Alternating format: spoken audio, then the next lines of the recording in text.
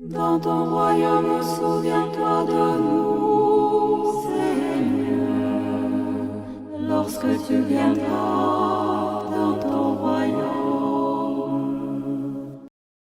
Bonjour, voici le chapitre 11 de l'évangile de saint Matthieu.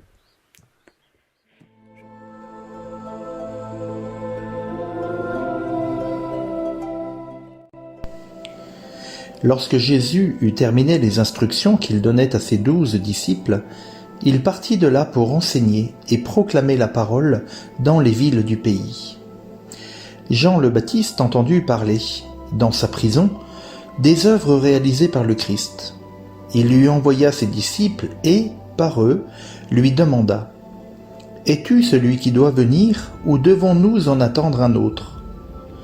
Jésus leur répondit : « Allez annoncer à Jean ce que vous entendez et voyez.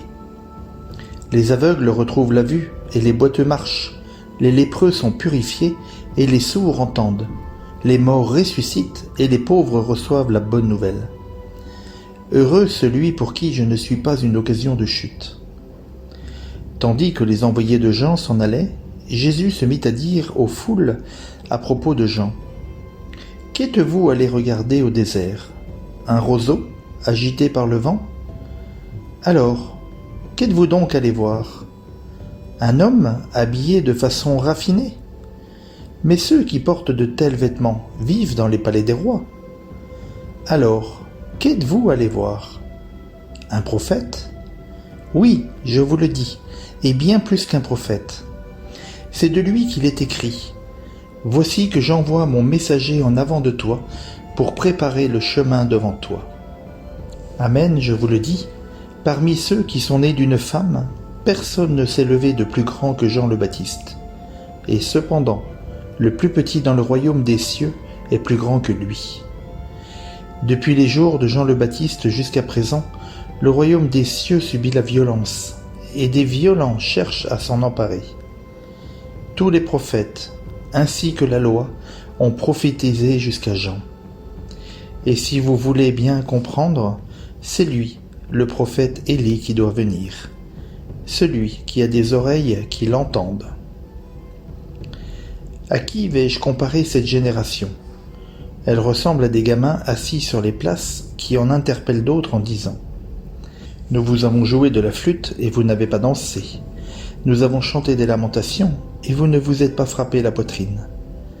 Jean-Baptiste est venu, en effet, il ne mange pas, il ne boit pas, et l'on dit c'est un possédé. Le Fils de l'homme est venu, il mange et il boit, et l'on dit voilà un glouton et un ivrogne, un ami des publicains et des pécheurs. Mais la sagesse de Dieu a été reconnue juste à travers ce qu'elle fait. » Alors Jésus se mit à faire des reproches aux villes où avaient eu lieu la plupart de ces miracles, parce qu'elles ne s'étaient pas converties. « Malheureuse es-tu, Chorazine ! Malheureuse es-tu, Bethsaïde ! Car si les miracles qui ont eu lieu chez vous avaient eu lieu à Tyr et à Sidon, ces villes, autrefois, se seraient converties sous le sac et la cendre. Aussi, je vous le déclare, au jour du jugement, Tyr et Sidon seront traités moins sévèrement que vous. Et toi, Capharnaüm, seras-tu donc élevé jusqu'au ciel ? Non, tu descendras jusqu'au séjour des morts. Car si les miracles qui ont eu lieu chez toi avaient eu lieu à Sodome, cette ville serait encore là aujourd'hui. Aussi, je vous le déclare, au jour du jugement, le pays de Sodome sera traité moins sévèrement que toi. » En ce temps-là, Jésus prit la parole et dit : « Père, Seigneur du ciel et de la terre, je proclame ta louange. Ce que tu as caché aux sages et aux savants, tu l'as révélé aux tout-petits. Oui, Père, tu l'as voulu ainsi dans ta bienveillance. Tout m'a été remis par mon Père. Personne ne connaît le Fils sinon le Père, et personne ne connaît le Père sinon le Fils, et celui à qui le Fils veut le révéler. Venez à moi, vous tous qui peinez sous le poids du fardeau, et moi, je vous procurerai le repos. Prenez sur vous mon joug, devenez mes disciples, car je suis doux et humble de cœur. et vous trouverez le repos pour votre âme. Oui, mon joug est facile à porter et mon fardeau léger.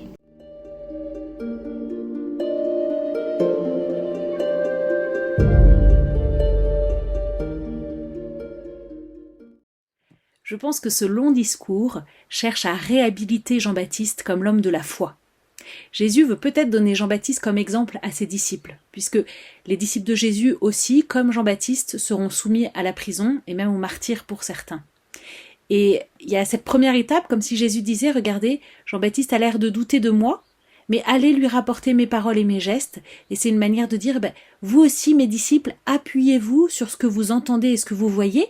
Ce ne sont pas mes miracles qui font de moi le Messie, mais c'est l'accomplissement des Écritures dont les miracles font partie. Jean-Baptiste, il pose la question peut-être, non pas parce qu'il doute, mais pour que ses propres disciples fassent le pas décisif vis-à-vis de Jésus. Jean-Baptiste, il intervient toujours au moment important, aux nouvelles étapes. Ici, il est celui qui aide à la prise de décision. Ensuite, si on regarde les versets 7 à 15, il y a cette appréciation de Jésus sur Jean-Baptiste.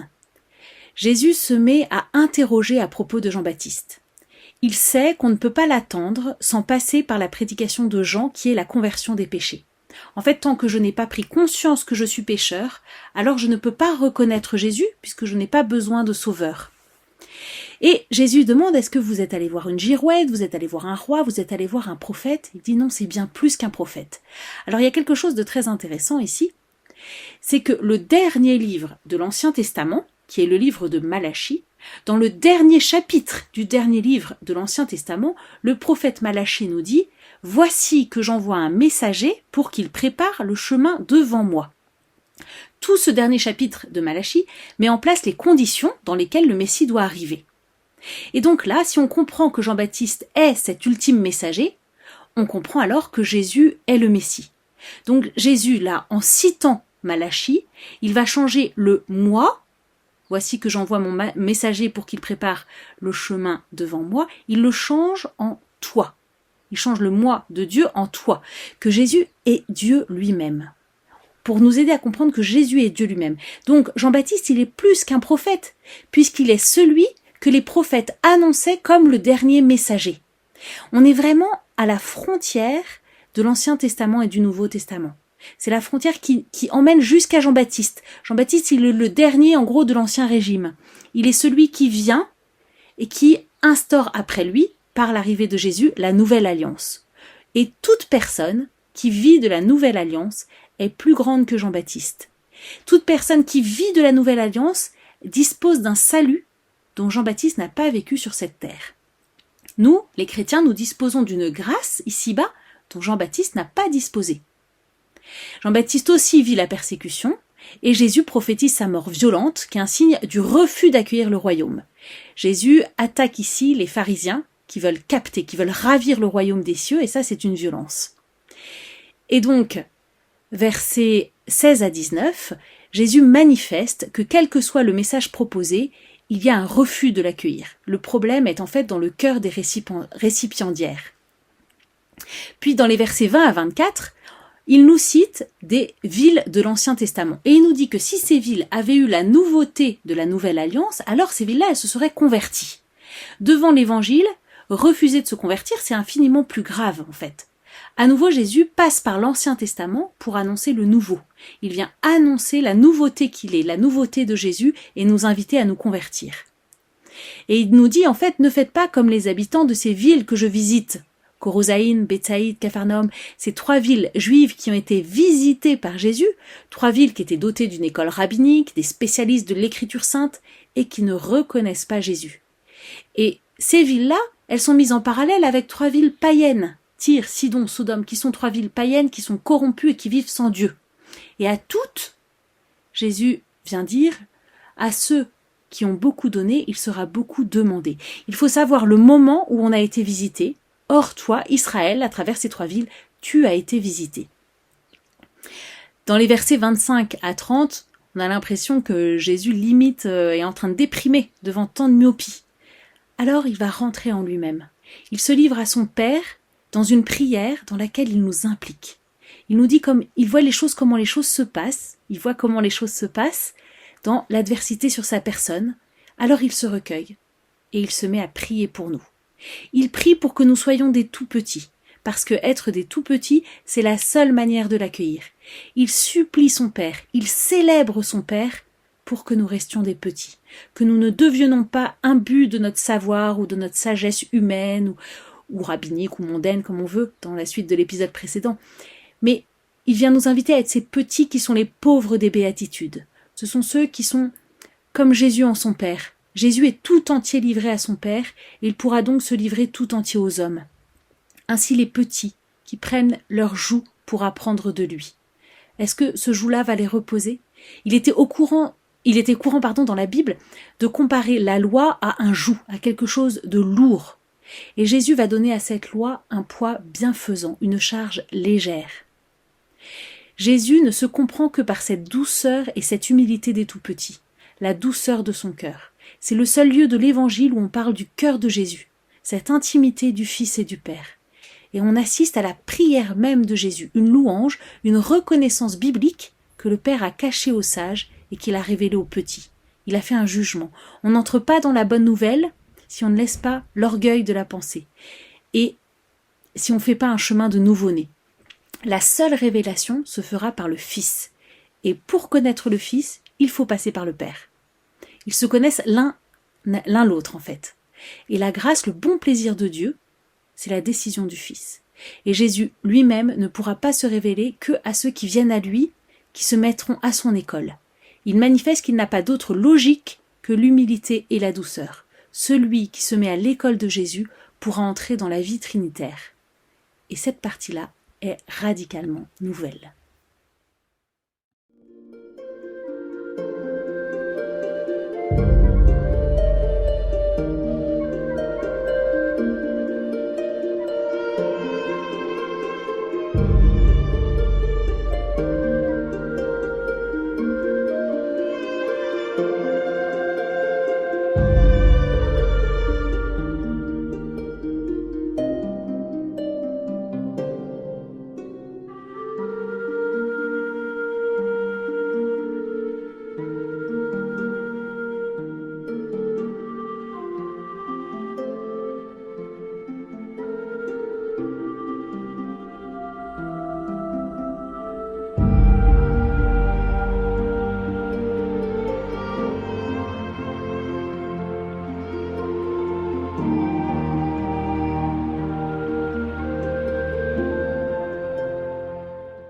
En ce temps-là, un jour de sabbat, Jésus vint à passer à travers les champs de blé. Ses disciples eurent faim, et ils se mirent à arracher des épis et à les manger. Voyant cela, les pharisiens lui dirent : « Voilà que tes disciples font ce qu'il n'est pas permis de faire le jour de sabbat. » Mais il leur dit : « N'avez-vous pas lu ce que fit David quand il eut faim, lui et ceux qui l'accompagnaient ? Il entra dans la maison de Dieu, et ils mangèrent les pains de l'offrande. Or, ni lui, ni les autres n'avaient le droit d'en manger, mais seulement les prêtres. Ou bien encore, n'avez-vous pas lu dans la loi que le jour du sabbat, les prêtres dans le temple manquent au repos du sabbat sans commettre de faute ? Or, je vous le dis, il y a ici plus grand que le temple. Si vous aviez compris ce que signifie « Je veux la miséricorde, non le sacrifice », vous n'auriez pas condamné ceux qui n'ont pas commis de faute. En effet, le Fils de l'homme est maître du sabbat. Il partit de là et entra dans leur synagogue. Or, il s'y trouvait un homme qui avait une main atrophiée, et l'on demanda à Jésus : « Est-il permis de faire une guérison le jour du sabbat ?» C'était afin de pouvoir l'accuser. Mais il leur dit : « Si l'un d'entre vous possède une seule brebis, et qu'elle tombe dans un trou le jour du sabbat, ne va-t-il pas la saisir pour la faire remonter ? Or, un homme vaut tellement plus qu'une brebis. Il est donc permis de faire le bien le jour du sabbat. » Alors Jésus dit à l'homme : « Étends la main. » L'homme l'étendit, et elle redevint normale et saine comme l'autre. Une fois sortis, les pharisiens se réunirent en conseil contre Jésus pour voir comment le faire périr. Jésus, l'ayant appris, se retira de là. Beaucoup de gens le suivirent, et il les guérit tous. Mais il leur défendit vivement de parler de lui. Ainsi devait s'accomplir la parole prononcée par le prophète Isaïe. « Voici mon serviteur que j'ai choisi, mon bien-aimé, en qui je trouve mon bonheur. Je ferai reposer sur lui mon esprit, aux nations il fera connaître le jugement. Il ne cherchera pas querelle, il ne criera pas, on n'entendra pas sa voix sur les places publiques. Il n'écrasera pas le roseau froissé, il n'éteindra pas la mèche qui faiblit, jusqu'à ce qu'il ait fait triompher le jugement. Les nations mettront en son nom leur espérance. » Alors on lui présenta un possédé qui était aveugle et muet.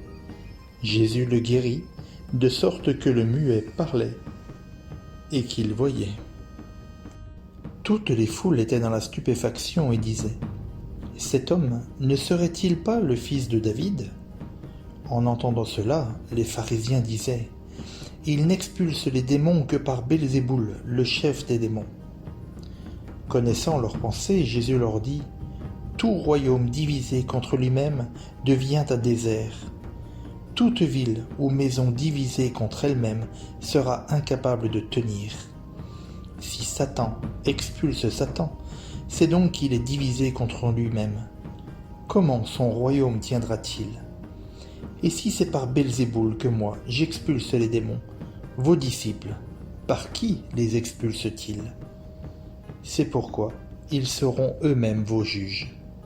Mais si c'est par l'Esprit de Dieu que moi j'expulse les démons, c'est donc que le règne de Dieu est venu jusqu'à vous. Ou encore, comment quelqu'un peut-il entrer dans la maison de l'homme fort et piller ses biens sans avoir d'abord ligoté cet homme fort ? Alors seulement il pillera sa maison. Celui qui n'est pas avec moi est contre moi. Celui qui ne rassemble pas avec moi disperse. C'est pourquoi, je vous le dis, tout péché, tout blasphème sera pardonné aux hommes, mais le blasphème contre l'Esprit ne sera pas pardonné. Et si quelqu'un dit une parole contre le Fils de l'homme, cela lui sera pardonné. Mais si quelqu'un parle contre l'Esprit Saint, cela ne lui sera pas pardonné, ni en ce monde-ci, ni dans le monde à venir. Prenez un bel arbre, son fruit sera beau. Prenez un arbre qui pourrit, son fruit sera pourri, car c'est à son fruit qu'on reconnaît l'arbre. Engeance de vipères, comment pouvez-vous dire des paroles bonnes, vous qui êtes mauvais ? Car ce que dit la bouche, c'est ce qui déborde du cœur. L'homme bon, de son trésor qui est bon, tire de bonnes choses. L'homme mauvais, de son trésor qui est mauvais, tire de mauvaises choses. Je vous le dis, toute parole creuse que prononceront les hommes, ils devront en rendre compte au jour du jugement. D'après tes paroles, en effet, tu seras reconnu juste. D'après tes paroles, tu seras condamné. » Quelques-uns des scribes et des pharisiens lui adressèrent la parole.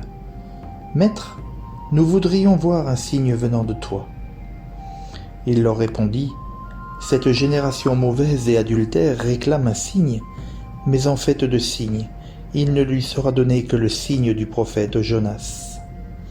En effet, comme Jonas est resté dans le ventre du monstre marin 3 jours et 3 nuits, le Fils de l'homme restera de même au cœur de la terre 3 jours et 3 nuits.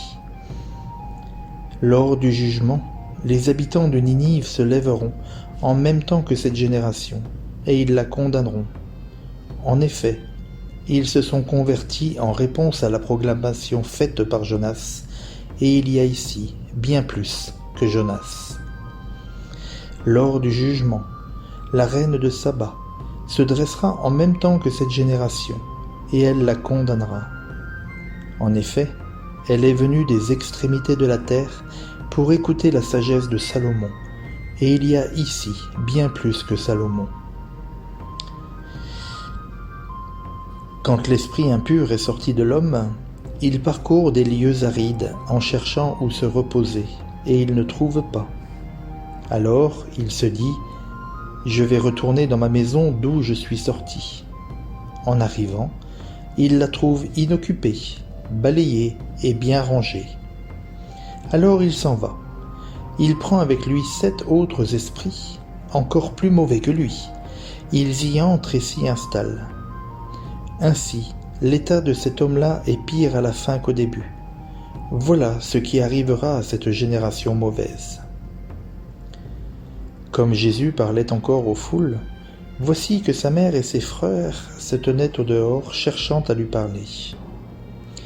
Quelqu'un lui dit : « Ta mère et tes frères sont là, dehors, qui cherchent à te parler. » Jésus lui répondit : « Qui est ma mère et qui sont mes frères ?» Puis, étendant la main vers ses disciples, il dit : « Voici ma mère et mes frères. Car celui qui fait la volonté de mon Père qui est aux cieux, celui-là est pour moi un frère, une sœur, une mère. »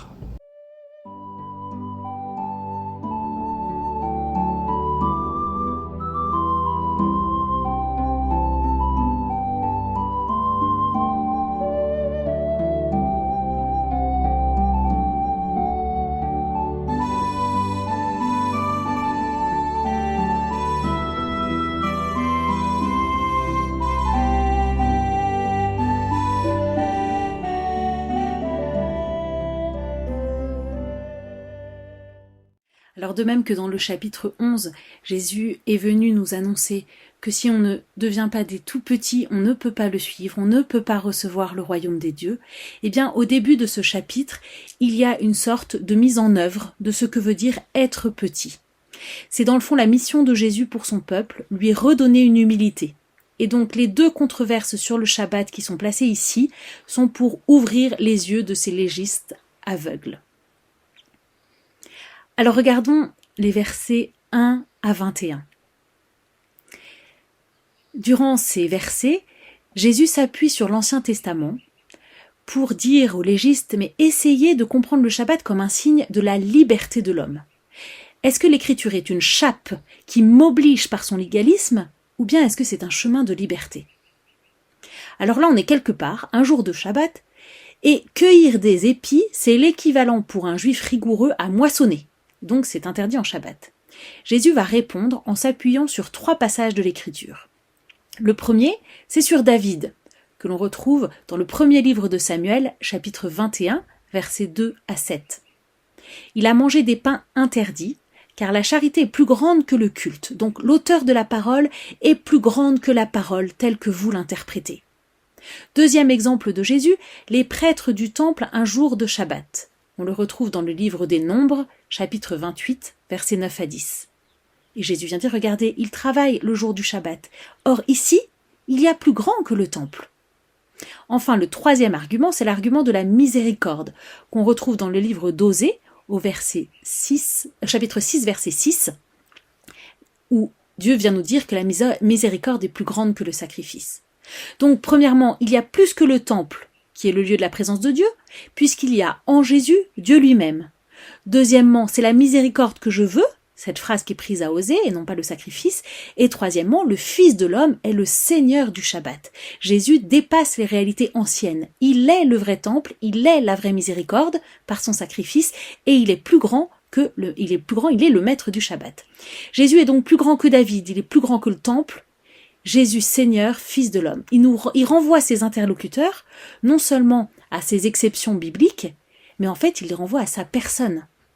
Mais sans l'humilité de comprendre qui est Jésus, on ne peut rien comprendre de sa parole et de son action. Ensuite, il partit de là et entra dans leur synagogue. Et là se trouvait un homme qui avait une main atrophiée.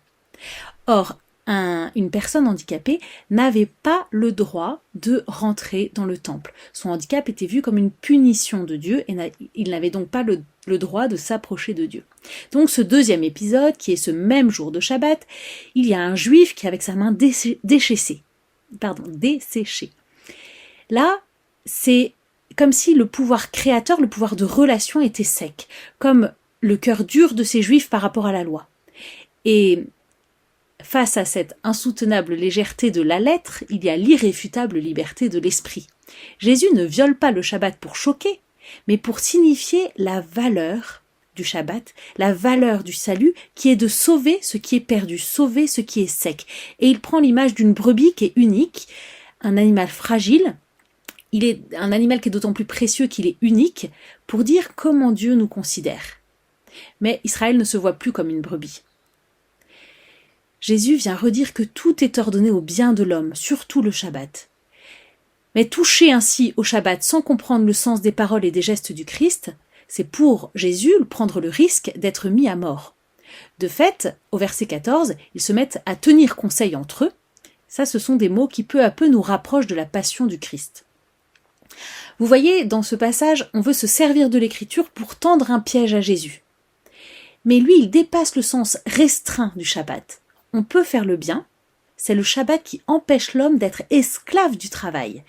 Jésus, le Shabbat, en fait, il libère l'homme d'un travail d'esclave. Et il fait du travail la dignité de l'homme. La main, c'est l'outil du travail. Le Shabbat vient restaurer l'homme dans sa dignité, mais il n'est pas censé être là pour nous esclavager. Ce n'est pas la loi qui sauve, ce n'est pas l'observance de la loi qui sauve, mais c'est la grâce. Et Jésus vient pousser plus loin la possibilité de discerner, sauf qu'il y en a qui refusent. Ils refusent d'entrer dans cette logique. Ils refusent d'entrer dans ce temps de la grâce.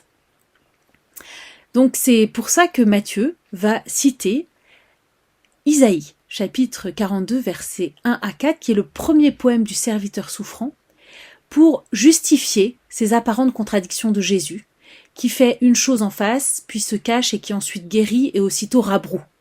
Cette citation, elle nous dit que le jugement ne commencera qu'après la victoire du serviteur. Cette victoire sera celle de la croix, qui amènera à la conversion des païens. C'est par cette victoire que se manifestera qui est ce serviteur. Et c'est pourquoi il ne sert à rien aux guéris de parler maintenant. Donc Jésus se retire devant le danger. Beaucoup le suivirent, il les guérit tous. Est-ce qu'ils étaient tous malades ? Oui, en fait, ils étaient tous pécheurs. Et en citant la parole du serviteur souffrant, il nous annonce comment cela va se terminer. Ensuite, les versets 22 à 30. On voit bien que décidément, la question est bien celle de l'identité de Jésus. D'ailleurs, c'est tout l'enjeu des chapitres qui vont suivre. Quel est celui-ci ? Et tous ces chapitres, ils vont aboutir sur la confession de foi de Pierre à Césarée de Philippe au chapitre 16. « Tu es le Messie, le Fils du Dieu vivant ». Donc tout commence par cette irruption d'un possédé aveugle et muet, il cumule tout le pauvre. Hein. Et dans le seul verset 22, il est à la fois décrit dans tous ces mots et en même temps il est sauvé. Ce miracle, c'est comme un prétexte pour introduire la polémique sur l'identité de Jésus. Est-il le fils de David ou le fils de Belzéboul, un autre nom du diable ? Et Jésus nous répond en 3 temps. Si j'expulse les démons et que je suis moi-même le chef des démons, réfléchissez 2 minutes. Je suis divisé, en gros, je me suicide, je suis perdant. Mais si je le fais par la puissance de l'esprit, c'est que je suis donc plus même que vos exorcistes, c'est que je le fais pour annoncer le royaume de Dieu. Qui suis-je pour annoncer le royaume de Dieu ? Eh bien, je suis le Fils de Dieu. Vous ne pouvez pas encore me reconnaître, notamment parce que je ne suis pas encore ressuscité. Mais ne dites pas de moi que je suis le chef des démons, car en faisant ainsi, vous faites blasphémer l'Esprit Saint, qui est la source de tout discernement et de toute grâce. Pour ne pas blasphémer ainsi, vous avez qu'à regarder les fruits de l'arbre que je porte, écouter les paroles que vous dites et juger, parce que c'est d'après le fruit qu'on reconnaît l'arbre. Et Jésus vient leur dire, vous êtes des fils de vipères, ça veut dire des fils du serpent, des fils du diable que vous m'accusez d'être. Vos paroles, en fait, elles vous condamnent. Ce sont des paroles terribles qu'on doit entendre chacun pour soi, dans sa propre histoire, pour éviter de penser que ce sont les autres qui sont pourris. Nos paroles sont les fruits de notre arbre. Alors là, Jésus nous invite à distinguer le péché contre l'Esprit Saint de tous les autres crimes. Il est possible de se condamner définitivement dès cette vie. Le pardon des péchés est lié au don de l'Esprit Saint. L'Esprit Saint est acteur de la rémission des péchés. La grâce m'est donnée de demander le pardon. Refuser la grâce du pardon, alors c'est refuser l'Esprit Saint. Dieu ne peut pas imposer son pardon. L'homme peut refuser définitivement le pardon. C'est toute notre liberté humaine de refuser le don de la grâce, de refuser le salut. je dois au moins acquiescer à mon salut. Alors ceux qui entendent en direct toutes ces insultes, ils doivent percevoir la part de vérité qui les blesse, mais ils sont sûrement stupéfaits de l'audace de ces paroles. Et pourtant ils demandent un signe messianique, encore un. Mais Jésus leur annonce le seul signe de la croix, en leur parlant de Jonas. Ce signe à venir pour ses contemporains, mais comme tout signe, il est un code pour comprendre celui qui parle. Donc, vous ne pouvez me suivre dans mes paroles que si vous me suivez jusqu'à Jérusalem, dans mes 3 jours, c'est-à-dire dans l'acte de ma résurrection. Vous saurez alors là que je suis plus grand que Jonas, et plus sage que Salomon, qu'une païenne, la reine de Saba, a pourtant suivi, et je suis plus grand que celui qui a construit le premier temple de Jérusalem, parce qu'en 3 jours j'en construirai un nouveau. Le signe de Jonas, ça veut dire être dans le ventre de la terre pendant 3 jours. C'est un antisigne, personne ne l'a vu. Donc on n'a pas d'autre solution que d'entrer dans la logique de la croix. Plus que le temple, plus que Jonas, plus que Salomon, la sagesse, Jésus ne veut pas d'autre signe que l'écriture elle-même, les réaliser et les dépasser. Comme Jonas, mais plus que Jonas. On ne peut reconnaître les signes de Jésus qu'en connaissant les Écritures. Faites attention à vos paroles et aux miennes, vient nous dire Jésus, car l'esprit impur est très fort. Il sait vos faiblesses, il va revenir avec des amis, et dès que vous penserez que vous êtes débarrassé de lui, alors il reviendra avec ses amis. Le malin le sait très bien. Si vous ne prenez pas garde, dans le temps de l'Église notamment, dès que Jésus a le dos tourné, alors dès que vous ne serez plus en face de Jésus, le diable voudra revenir, parce que Jésus vient nous dire « Attention, votre foi est fragile, et le maître de l'apostasie guette. » C'est ça, cette histoire de maison vidée, que notre maison intérieure soit habitée par Jésus. Et ensuite, il y a toute cette question de la famille de Jésus. Il y a un lien spirituel qui passe avant le lien charnel. Jésus constitue là une famille spirituelle avec ceux qui choisissent de faire sa volonté. Il nous dit « Ne soyez pas désunis, ni avec moi ni entre vous. Restez ma famille, restez mien. » C'est comme cela que se termine ce rude épisode. Vous êtes de ma famille, non pas par le sang familial, mais par le sang de l'alliance versée pour vous, par le sang de l'esprit qui fait que vous êtes unis à moi. Votre union à moi et à mon Père est la seule arme contre la division, aussi bien ecclésiale que spirituelle.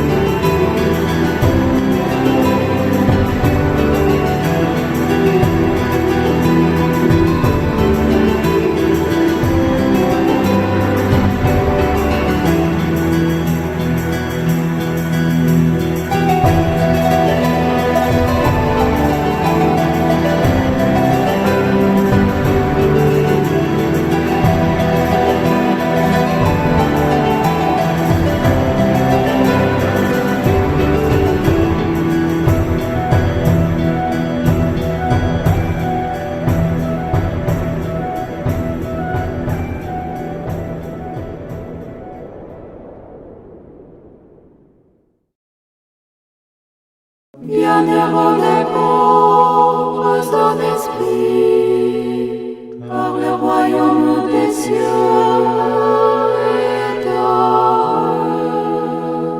Bienheureux